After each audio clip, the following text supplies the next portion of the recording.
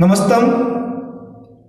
ये जो नींबू है, अब ये आम आदमी का भोजन नहीं रहा। अब ये विलासिता की सामग्री बन चुका है। जानते हो ऐसा क्यों हुआ? हमारे देश में जब गर्मी आती है तो लोग छाछ पीते हैं, नींबू की शिकंजी पीते हैं। परंतु नींबू की शिकंजी पीने से सरकार को जीएसटी नहीं मिलती है। आपने अपने घर के अंदर नींबू की शिकंजी बनाई तो सरकार को जीएसटी नहीं मिलती है। जीएसटी कब मिलती है? जब पेप्सी बिकती है, जब कोका बिकता है, तब सरकार को जीएसटी मिलती है।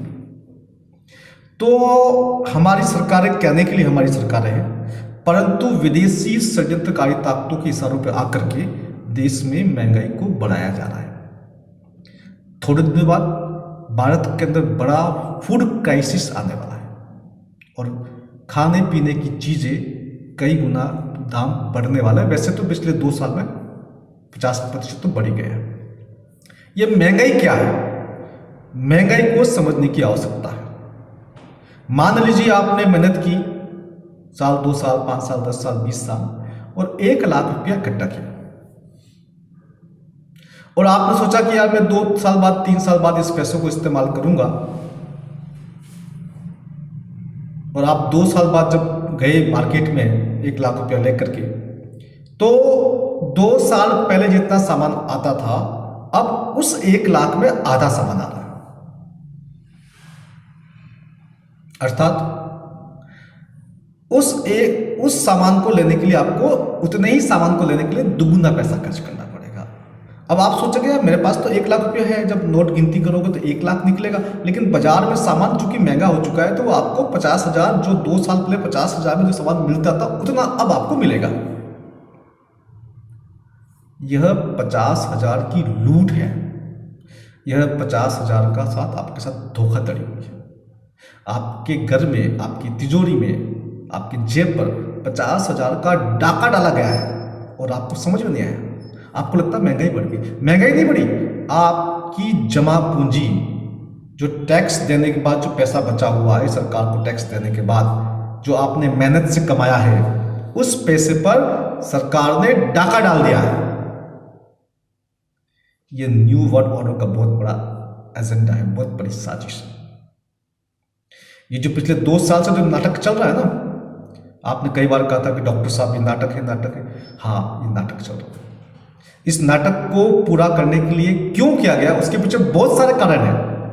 आपको ये भी लगाएंगे, आपकी बॉडी में चिप भी लगाएंगे, चिप लगा करके आपके बॉडी को, मस्तिष्क को कंट्रोल किया जाएगा, आपको ज़ॉम्बी बनाया जाएगा।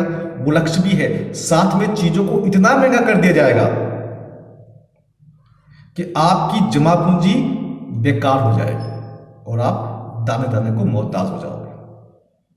ये वैश्विक षड्यंत्र है जो हमारे देश को चलाते हैं। हमें लगता है कि हमारे देश को कोई प्रधानमंत्री है वो चला रहा है, या कोई मुख्यमंत्री वो प्रदेश चला रहा है। ऐसा कुछ नहीं है। कानून बाहर से बन के आते, हमारे देश में इंप्लीमेंट होते हैं। सरकारें अपनी भाषा में बताती है। हमें लगता है अगर हमारा आदमी अपनी भाषा में बता रहा तो हमारे कुछ होगा। अभी उदाहरण देता हूँ केन्या का।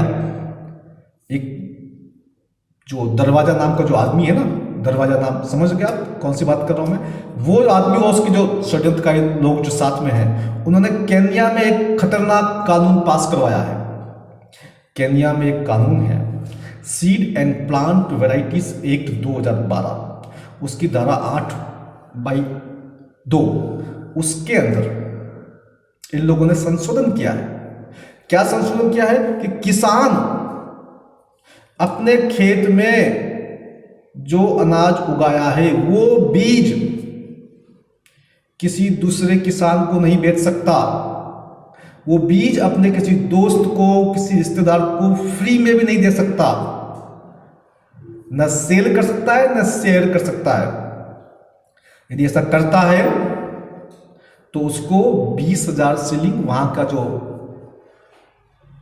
रुपया है वो शिलिंग होता है, तो वहां 20,000 शिलिंग और 6 महीने की जेल है। आपको सर्टिफाइड बीज कंपनी से लेने होंगे और आपके उगाए हुए बीज कंपनी के माने जाएंगे। ये जीएमओ, ये षड्यंत्र आपको भी समझना है, किसानों को भी समझाना है। ये वैश्विक षड्यंत्र चल रहा है, इसलिए जागो, सब लोग सड़कों पे आओ और इसका विरोध करो। जय हिंद, नमस्कार।